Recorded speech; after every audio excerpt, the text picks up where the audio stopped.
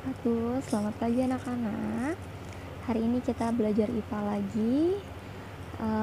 Di bab 1 materi yang akan kita bahas hari ini yaitu mengenai gaya dan hukum Newton.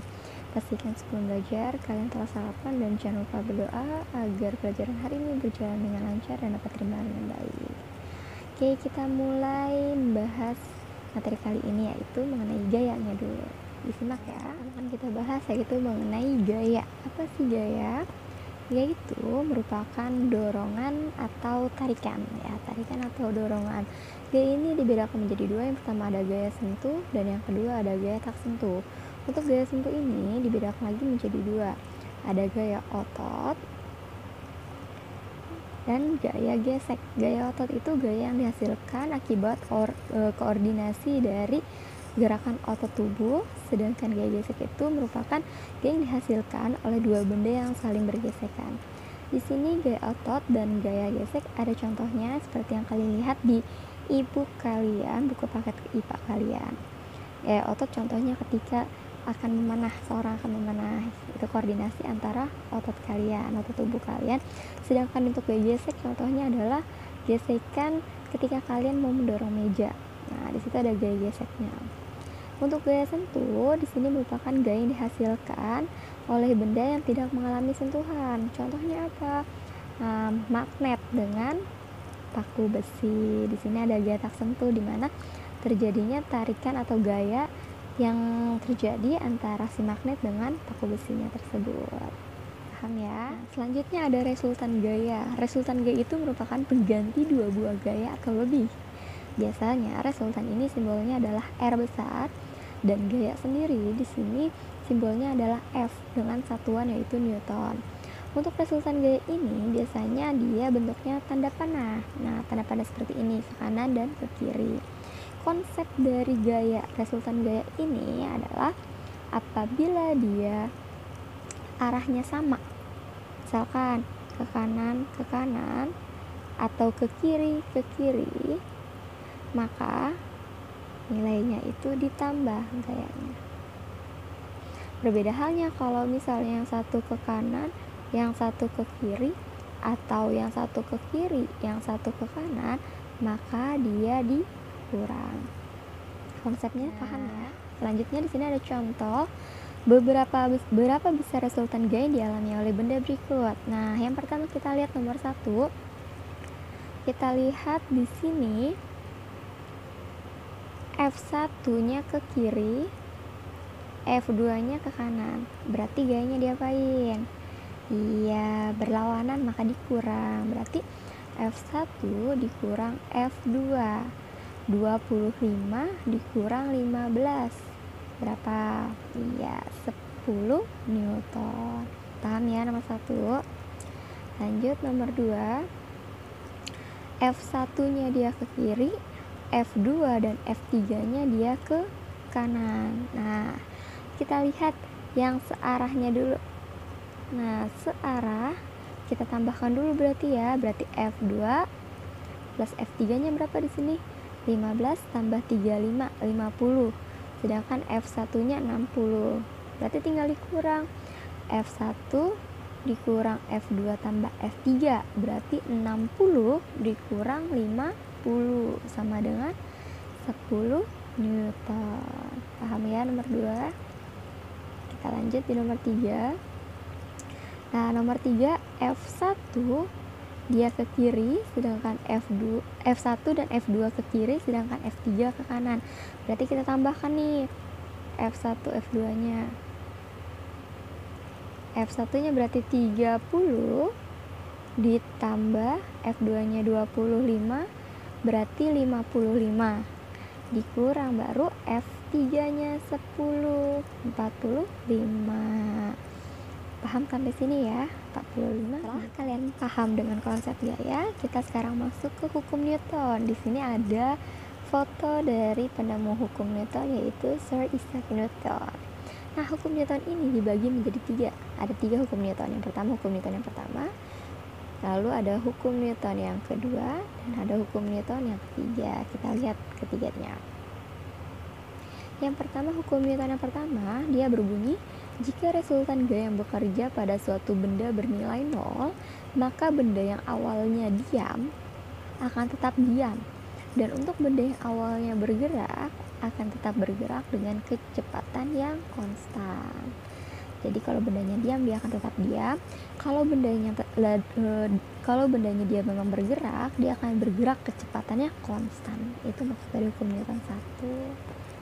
Kita lihat contoh peristiwanya. Di sini ada rumusnya. Rumus dari hukum Newton adalah sigma F sama dengan 0. Artinya gayanya sama dengan 0. Nah, di sini ada contoh peristiwanya. Di sini kalau misalkan kita lihat contoh peristiwanya itu ketika kamu lagi berada di dalam mobil yang melaju sedang kencang dan tiba-tiba mobilnya itu merem mendadak. Apa yang terjadi pada tubuh kamu? Iya, tubuh kamu akan terdorong ke depan. Kenapa terdorong ke depan? Karena kamu mempertahankan posisi duduk kamu. Nah, itu makanya menyebabkan kamunya maju ke depan, badan kamu maju ke depan. Itu contoh hukum Newton yang 1. Nah, sebelumnya Ibu pernah ngasih tugas ke kalian ya untuk mencari tahu dulu peristiwa-peristiwa yang terjadi pada hukum Newton 1, 2, dan 3. Nah, paham sampai sini hukum Newton 1 ya? Selanjutnya ada hukum Newton yang kedua. Hukum Newton yang kedua di sini berbunyi percepatan sebuah benda berbanding lurus dengan gaya total yang bekerja padanya dan berbanding terbalik dengan masanya. Arah percepatan sama dengan arah gaya total yang bekerja padanya. Nah, kita lihat nih. Di sini ada contoh peristiwa ketika memindahkan meja yang ringan akan lebih cepat daripada memindahkan lemari yang berat jika menggunakan gaya yang sama. Hal ini terjadi karena massa meja yang lebih kecil dari massa lemari dan massa berbanding terbalik dengan percepatan benda. Semakin kecil massa benda, maka semakin besar percepatan benda tersebut. Di sini ada rumus hukum Newton yang kedua. Rumus hukum Newton yang kedua adalah yang ini, sigma F sama dengan M kali A, di mana F artinya gaya satuannya Newton, M dia sebagai massa satuannya kilogram, dan A dia sebagai percepatan satuannya meter per sekon kuadrat. Ini kalau kita mencari gaya. Bagaimana kalau kita mau mencari si M atau si A? Nah, kita mencari si M. Nah, rumusnya pakai yang ini, tinggal ditukar aja.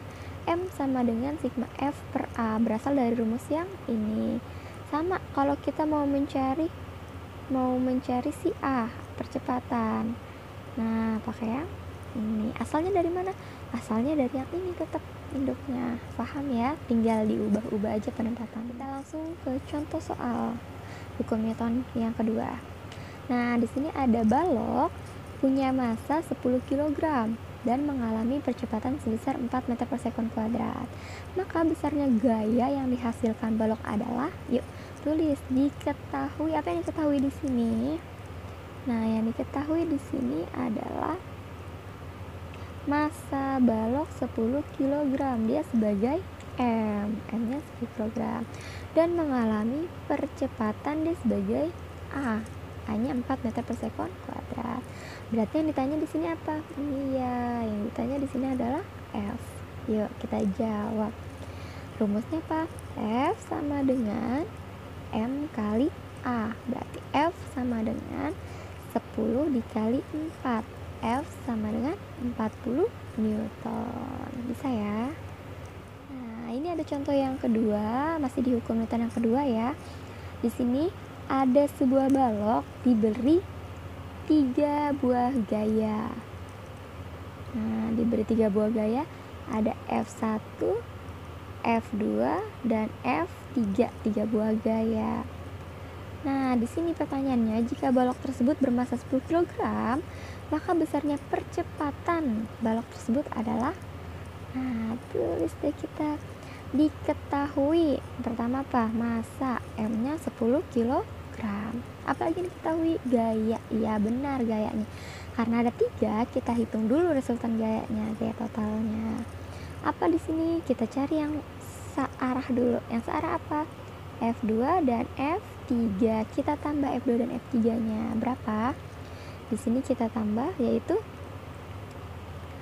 F2 tambah F3, 10 tambah 30 sama dengan 40. Yang berlawanan siapa? F1, yaitu 25 Newton. Berarti kita selisihkan, kita kurangkan. 40 dikurang 25. Berapa totalnya? Iya, F1-nya 15 Newton. Dapatnya F1 15 Newton, berarti tinggal ditanya. Yang ditanya apa?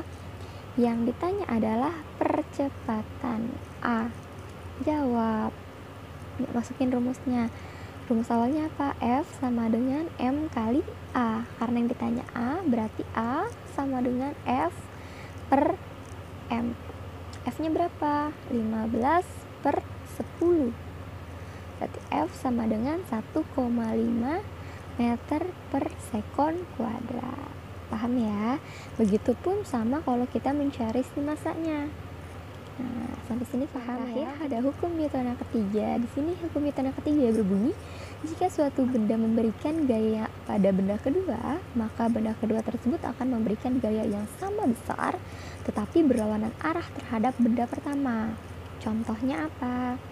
Di sini contohnya ketika kalian memukul-mukul meja nih, kebiasaan misalkan di kelas. Nah, ketika kalian memukul meja, artinya kalian memberikan gaya pada meja tersebut. Nah, si meja juga akan memberikan gaya kembali kepada kalian yang besarnya sama dengan besar gaya yang kalian berikan, tapi berlawanan arah dengan arah gaya yang kamu berikan. Nah, di sini dia punya rumus F1 sama dengan min F2. Artinya apa?